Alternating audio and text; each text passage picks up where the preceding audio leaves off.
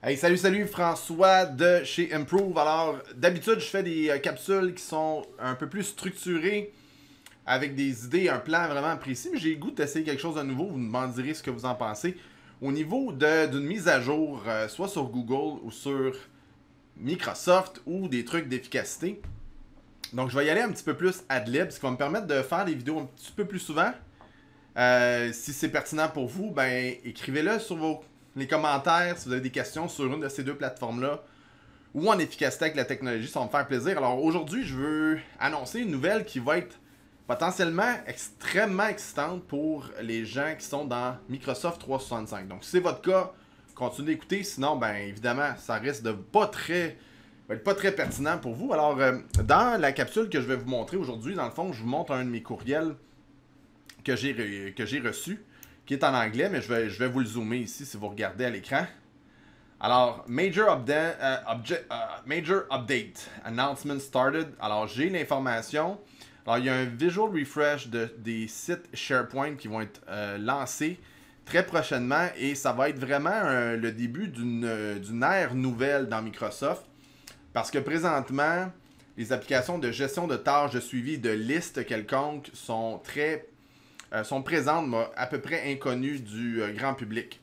Alors, qu'est-ce que ça permet de faire? Ça fait en sorte que SharePoint, qui est l'espèce de site documentaire d'une équipe, qui est la fondation de Microsoft Teams, dans le fond, pour tout ce qui est le transfert documentaire, vous vous trouvez à ce moment-là à avoir une capacité de créer des listes de gestion de toutes sortes qui peuvent être franchement assez intéressantes. Et là, ce que ça dit, dans le fond, c'est que le release, en fait, va se passer de la fin septembre jusqu'à la mi-octobre.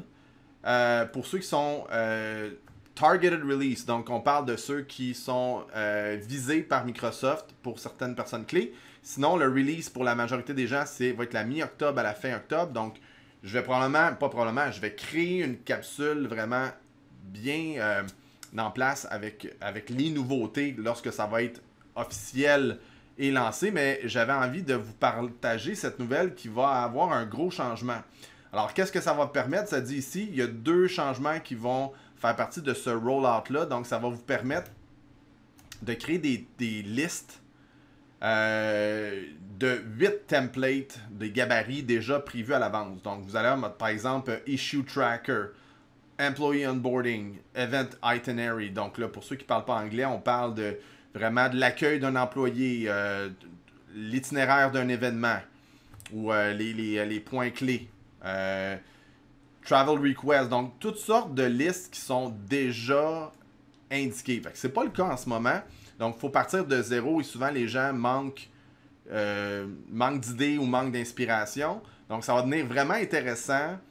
Alors, ceux qui considèrent ou qui utilisent déjà des logiciels de gestion de projet vont probablement trouver, s'ils n'utilisent que les versions de base, vont trouver ça vraiment intéressant et ça vous évite d'avoir un abonnement supplémentaire.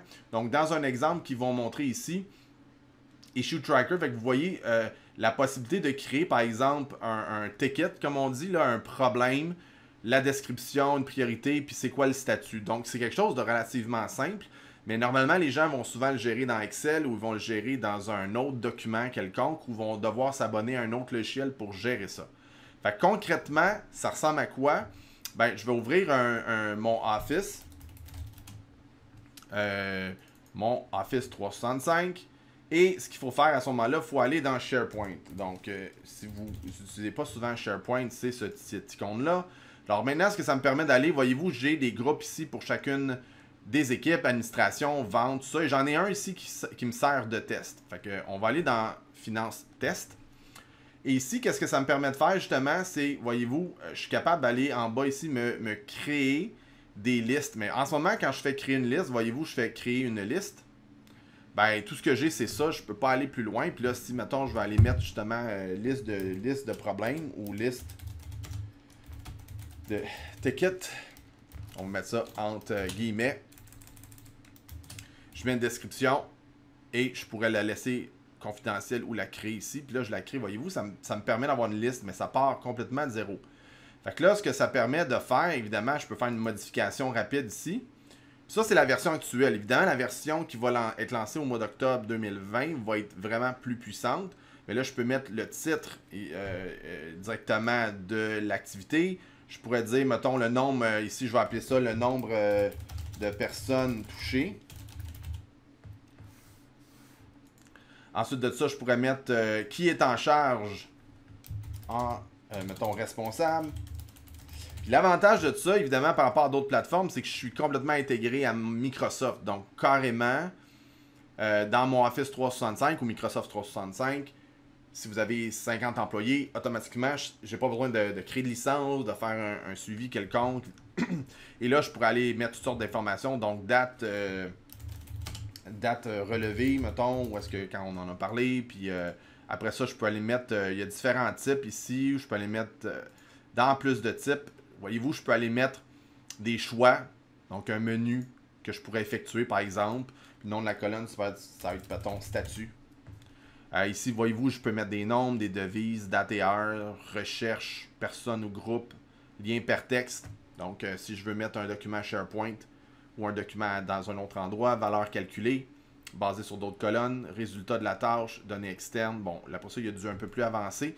Mais le but, l'idée, bon, voyez-vous, là, après ça, comme j'ai mis un choix, mais je vais aller les décrire. Donc, je vais aller entrer le choix 1. Je vais dire, bon, ben, OK, ça, c'est en attente.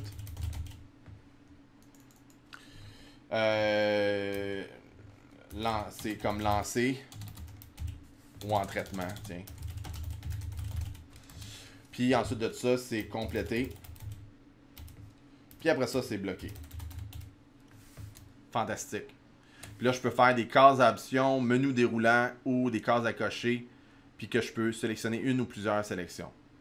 Fait que c'est vraiment... Puis la valeur par défaut, je pourrais dire, ben, la valeur par défaut, par exemple, ça va être en traitement.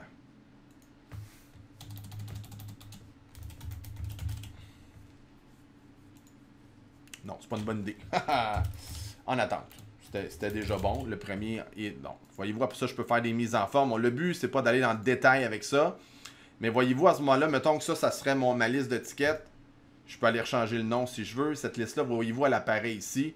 Et là, ben, je peux arriver ici, problème de facturation. Combien de personnes sont touchées? C'est 4 personnes. La personne responsable, voyez-vous, je peux directement aller dans mon groupe. Puis, Victor Hugo travaille chez nous. Ceux qui ne le savaient pas. Et après ça, ben, je peux le dire, OK, la date a été relevée ici. Ça, c'est le problème. Puis, voyez-vous, je pourrais continuer ici. Ah, le statut, je pense que j'ai fait une erreur. En tout cas, il n'apparaît pas pour le moment. J'ai probablement pas fait le lien comme il faut. Bon, vous comprenez l'idée. Et là, ben, je peux rajouter d'autres choses directement. Fait que là, je vais pouvoir dire, non, OK, suivi avec le système CRM entrée des offres. Puis ça, c'est l'équipe de vente sont 12. Ça va être moi qui va s'en occuper. Et puis, on vient de relever ça à l'instant. Donc, je vais mettre ça aujourd'hui.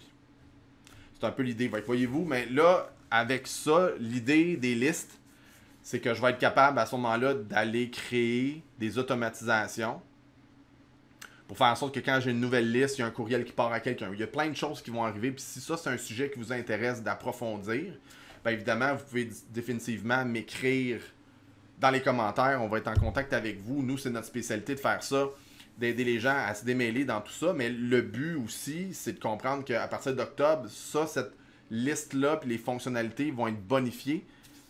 Et potentiellement, ce qui est dans les plans, c'est que ça soit intégré à l'intérieur de Teams. Donc, cette liste-là, je vais pouvoir la publier ailleurs. Imaginez, il y a du potentiel assez exceptionnel. Microsoft va rentrer dans ce marché-là et va ajouter, je pense, beaucoup de valeur pour les gens qui veulent organiser leur travail en équipe. Fait que, écoutez, si vous avez aimé cette capsule puis vous aimez le format, n'hésitez pas à y mettre un like, un petit j'aime. Et si vous avez des collègues qui pensez qu'il y aurait un avantage ou un intérêt, ben n'hésitez pas à leur partager, partager dans LinkedIn ou dans les réseaux sociaux, ça va me faire plaisir de pouvoir vous supporter le plus grand nombre de personnes. Alors sur ce, merci d'être à l'écoute et on se voit à la prochaine.